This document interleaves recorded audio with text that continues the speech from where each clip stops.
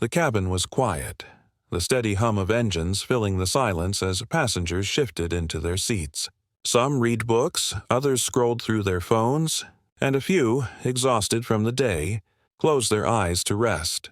But one man, tall, broad-shouldered, with skin as dark as night, drew glances that weren't just casual. They lingered, some filled with curiosity, others with something colder. He ignored them, leaned back, and drifted into sleep. Then, just over an hour into the flight, a trembling voice from the cockpit broke through the speakers. "Ladies and gentlemen, if there is a fighter pilot on board, please make yourself known immediately." The cabin froze. Heartbeats quickened.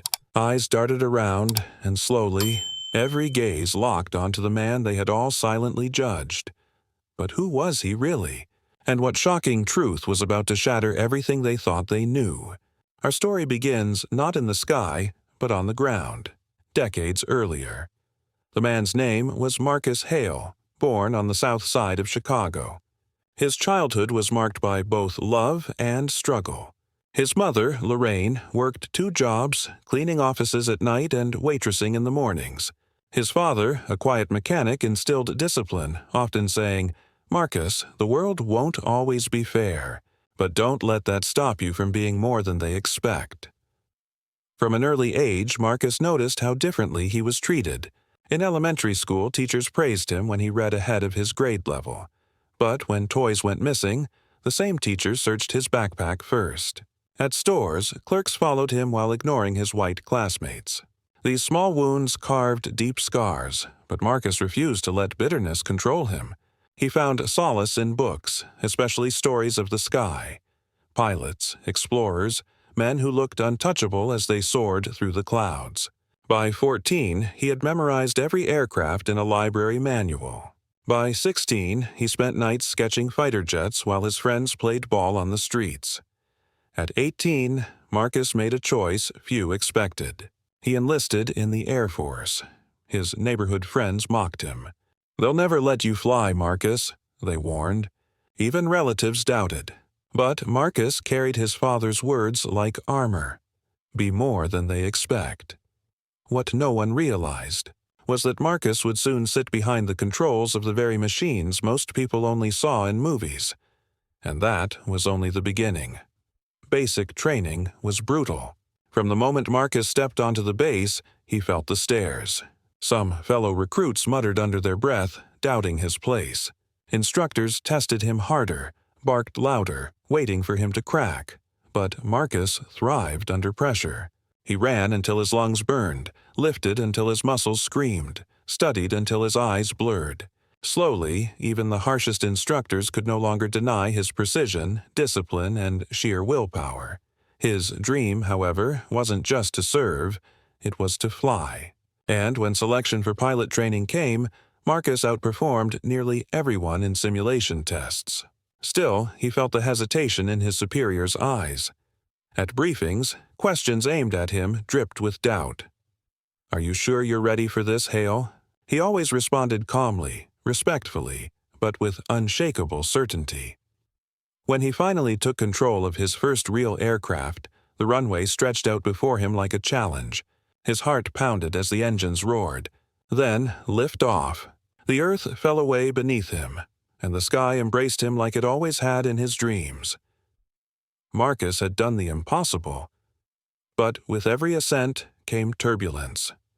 Not from the skies, but from the people around him. Because no matter how high he flew, some still tried to drag him back down. And one day, that prejudice would cost him everything. For nearly a decade, Marcus served with distinction. His record was flawless. Missions completed, aircraft landed safely, peers who respected him. Yet behind closed doors, whispers continued. He was passed over for promotions. Credit for successful missions was sometimes attributed to others. The final blow came during a heated meeting when Marcus spoke out about discrimination he and others faced. His words, though true, were branded as insubordination. His career ended abruptly, filed away under bureaucratic excuses. He left the Air Force quietly. returning to civilian life with a mix of pride and bitterness. He had flown higher than anyone thought possible, yet was grounded by prejudice. Still, Marcus built a new path: consulting work, occasional travel, a life that seemed ordinary to strangers. But the fire inside him, the part that longed for the sky, never went out, and it was on one ordinary afternoon, years later, that Marcus would board a commercial flight, his past hidden, his future uncertain. What he didn't know was that fate was about to drag him back into the sky, in front of an audience who never believed in him. The airport bustled with travelers. Families herded children, business professionals tapped on laptops, tourists clutched maps. Marcus moved calmly through the chaos, suitcase rolling behind him. At security, he noticed the officer's lingering eyes. The random bag check didn't surprise him. It rarely did. He complied without complaint. On the jet bridge, whispers followed. A man in a suit glanced at Marcus, then at his wife, shifting uncomfortably. A teenage boy stared before his mother tugged him away. Inside the plane, Marcus took a window seat halfway down the aisle. He leaned back, closed his eyes, and tried to block out the world. But he felt it, the stares, the silent judgments. He had learned to ignore them long ago. As the plane lifted into the clouds, Marcus drifted into sleep. Peaceful, unaware. But that peace wouldn't last. Because somewhere over the Atlantic, the captain's trembling voice would shatter the silence, and Marcus's secret past would be forced into the open. The hum of the engines lulled Marcus into a light sleep, his head resting against the cool plastic of the window. Around him, the cabin bustled with the usual rhythm of a long flight, pages flipping, snack wrappers crinkling, children fussing. But not all eyes were on their books or screens. A man across the aisle, middle-aged with sharp features and pressed clothes, kept glancing at Marcus. His gaze was sharp, calculating, as though Marcus's very presence disturbed him. Soon, a flight attendant approached with the drink cart. She smiled politely at most passengers, but when she reached Marcus, her expression stiffened. "Anything to drink?" she asked flatly. "Just water, thank you," Marcus replied with a warm smile. She handed him the cup quickly, almost dismissively, then leaned closer to the man across the aisle, offering him extra peanuts with a friendly grin. It was subtle, too subtle for most to notice. But Marcus had lived long enough to recognize when someone decided he didn't belong. Marcus turned back to the window, pretending not to notice. But deep inside, he felt it again, that same heavy truth from childhood. They didn't know who he was. They only saw what they wanted to see. And soon, their assumptions would collide with a reality none of them could have imagined. Hours passed, and the plane settled into a quiet rhythm. The seatbelt sign dimmed. Some passengers slept, others watched movies, and Marcus allowed himself a moment of peace. Then came the jolt. The aircraft shuddered violently, rattling trays and sending drinks spilling. Gasps filled the cabin as overhead bins trembled. The captain's voice broke through the intercom, steady but tense. "Ladies and gentlemen, we are experiencing unexpected turbulence. Please remain seated with your seatbelts fastened." Marcus's body reacted instinctively. Even after years away from the cockpit, his muscle memory recalled the patterns of turbulence. This wasn't routine. The shutters were too sharp, too uneven. Something else was wrong. He glanced around. Passengers clutched armrests, knuckles white. A child cried softly, her mother whispering comfort. Flight attendants hurried down the aisle, strapping in. And then Marcus noticed, the man across the aisle staring again, lips pressed into a thin line. This time, suspicion burned in his eyes. Marcus knew that look. He had seen it in airports, on sidewalks, in boardrooms. The look that said, if something goes wrong, it must be him. And for the first time in years, Marcus realized he was trapped, 30,000 feet in the air, with nowhere to go. The turbulence subsided for a brief moment, and murmurs rippled through the passengers. But before anyone could relax, the cabin lights flickered. The plane dipped sharply, sending trays crashing to the floor. Screams erupted. The child's wailing grew louder. Then came the announcement. the one that froze every soul on board. Attention, passengers. This is your captain. We have encountered a critical systems issue. We need immediate assistance. If there is a fighter pilot on board, please come forward at once. The words hung in the air like a thunderclap. Fighter pilot. Passengers exchanged frantic looks, shock, fear, disbelief, and slowly, inevitably, all eyes turned toward Marcus. He hadn't moved. He hadn't spoken. He just sat there, silent. But the stares pierced him, louder than words. Because deep down, Marcus knew something they didn't. The captain wasn't just desperate. He was calling for him. The man across the aisle spoke first, his voice sharp and accusing. "It's him, isn't it? He looks like he'd know something about this." Gasps, whispers, murmurs of agreement. The flight attendant hurried down the aisle, eyes wide. "Sir, are you trained?" Marcus hesitated. His entire life, the prejudice, the dismissals, the constant doubt, flashed before him. He had sworn never to step into that role again, never to let the weight of judgment control him. But lives were at stake. He rose slowly, his frame towering above the seated passengers. Gasps echoed through the cabin. "Yes," he said finally, voice steady. "I was a fighter pilot." For a moment, silence. Then the man across the aisle muttered, "Or so he says." Marcus ignored the jab, because at that very second, the aircraft shuddered again, harder this time. Oxygen masks dropped from the ceiling. Panic erupted in screams, and Marcus realized he was out of time. He followed the flight attendant toward the cockpit, passengers' whispers chasing him down the aisle. Can we trust him? What if he makes it worse? Why him? The door shut behind him, sealing him in the cockpit with the trembling captain and first officer. Panels flickered red, alarms blaring. "We've lost hydraulic pressure," the captain stammered. "Controls are locking up. Autopilot's failing." Marcus scanned the instruments, his old instincts roaring back to life. His hands hovered, steady, unshaken. He had done this before. He knew what to do, but the real question wasn't whether he could save the plane. It was whether anyone outside that cockpit would believe he could. And what Marcus didn't yet know was that saving the aircraft would be the easiest part of this flight, because the real turbulence was still to come. The cockpit was chaos. Warning lights flashed, alarms screamed, and the plane trembled as if trying to tear itself apart. The captain's face was pale, drenched in sweat. The first officer's hands shook on the yoke, muscles straining against unresponsive controls. Marcus slid into the empty jump seat, his eyes darting across the failing systems. His voice cut through the panic like steel. "Kill the autopilot. Switch to manual override." The captain blinked, startled. "It won't respond." "Do it now," Marcus ordered. The captain hesitated, but Marcus's commanding tone left no room for debate. His hands flew over the switches, and slowly the autopilot disengaged. The yoke loosened slightly.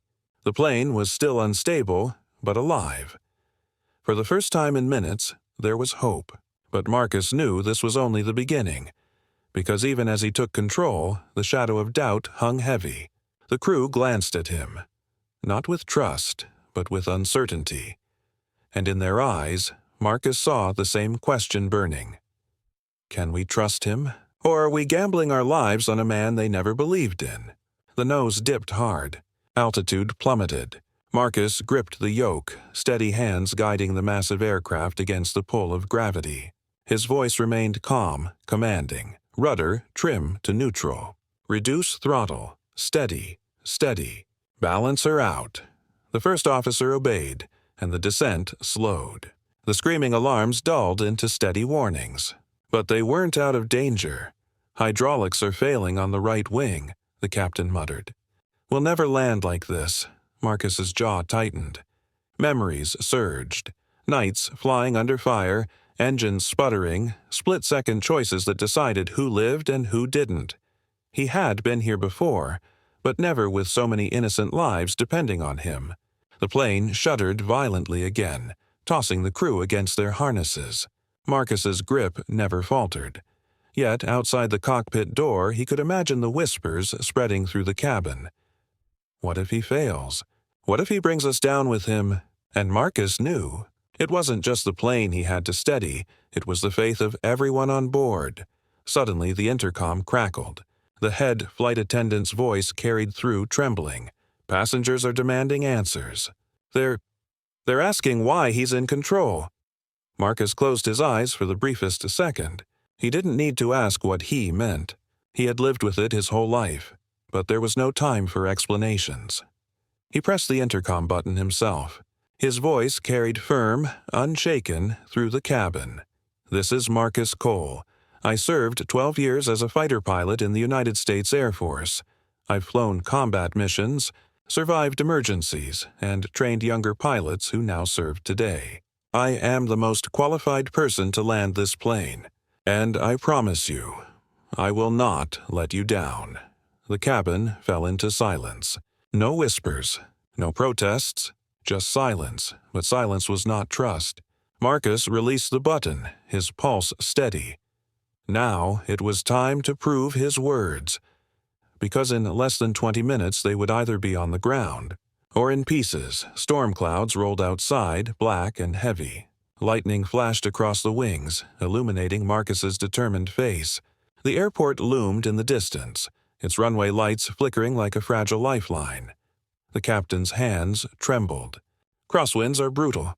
The landing gear may not hold." Marcus's voice was calm. "Then we make it hold." He guided the descent, each adjustment precise, every movement born from years of instinct. The plane groaned under pressure, metal straining against gravity. At 5,000 feet, the turbulence worsened. The aircraft bucked violently, passengers screaming in terror. "Level her out!" The first officer shouted. "I've got her," Marcus replied, jaw clenched.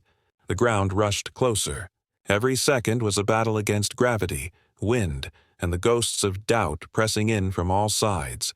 And for Marcus, there was no room for error, because one mistake would not only cost hundreds of lives, it would confirm every prejudice, every doubt, every cruel whisper he had endured. The wheels screeched as they hit the runway. The aircraft jolted, skidding sideways under the brutal crosswinds. Marcus fought the yoke with every ounce of strength, muscles burning, heart pounding. "Reverse thrusters, now!" he barked. The engines roared, the plane shaking violently as it slowed. Screams filled the cabin. The lights flickered, and then silence. The aircraft shuddered to a stop, smoke rising from the brakes. Passengers gasped for breath, sobbing, clutching loved ones. Inside the cockpit, Marcus's hands finally released the yoke. His body sagged with exhaustion, but his eyes were clear, steady. He had done it. He had saved them all. But as relief washed over the cabin, Marcus knew the hardest part wasn't behind him, because when the doors opened and he faced the world outside, he would learn whether people saw him as a savior, or just the color of his skin. When the plane came to its final halt, the silence was deafening. Not the peaceful kind, but the heavy, fragile quiet of people too stunned to breathe. Then, like a wave breaking, sobs, gasps, and murmurs of relief filled the cabin. Some clapped, others wept. But Marcus remained seated in the cockpit, hands resting on his knees, heart still pounding in his chest. He didn't feel triumph. Not yet, because he knew what came next. Would they see him as the man who saved their lives? Or the black stranger they had doubted from the moment he stood up? The door swung open. Marcus stepped into the aisle, sweat clinging to his skin, his shirt damp, eyes steady.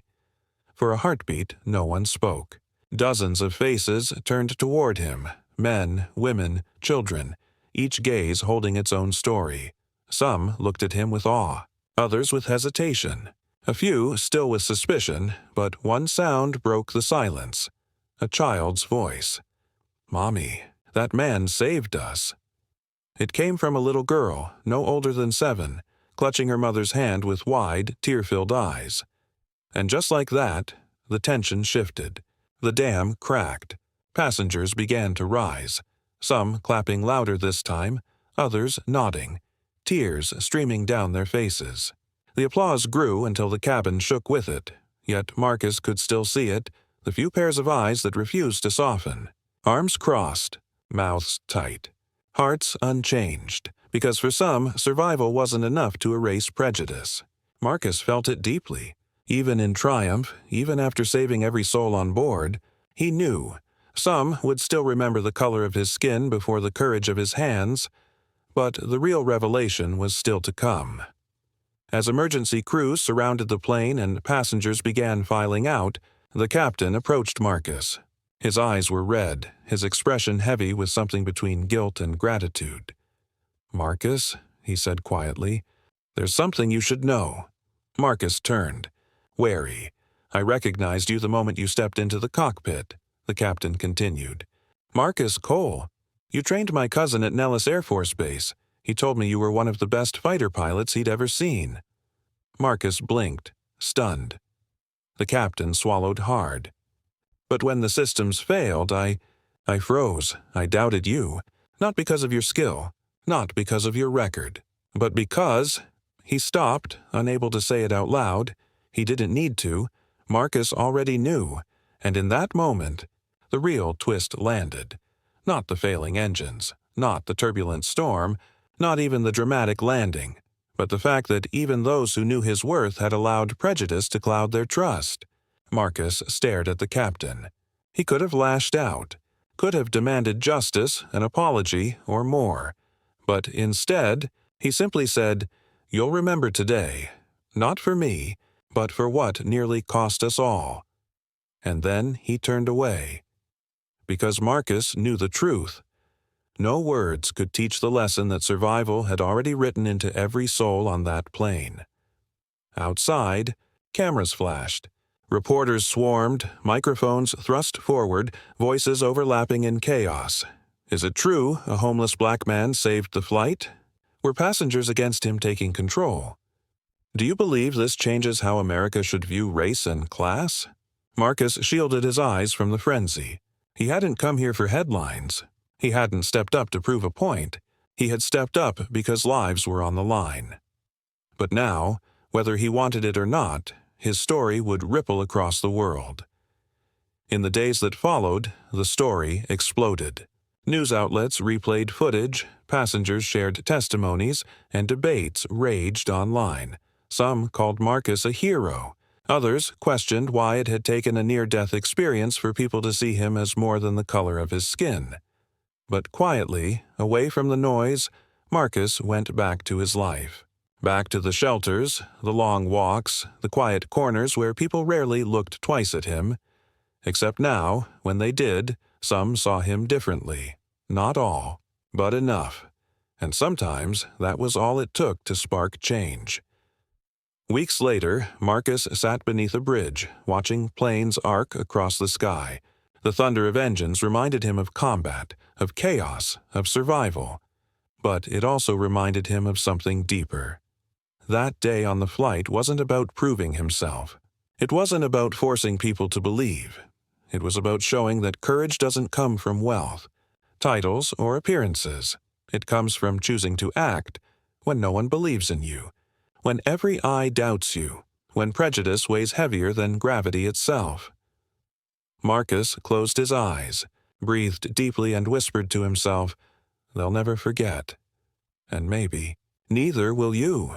Because if a man the world dismissed as invisible could save hundreds of lives when it mattered most, what does that say about the people we overlook every single day?" Watch our previous video for another powerful story. And don't forget to like, share, and subscribe. Your support helps these stories reach the world.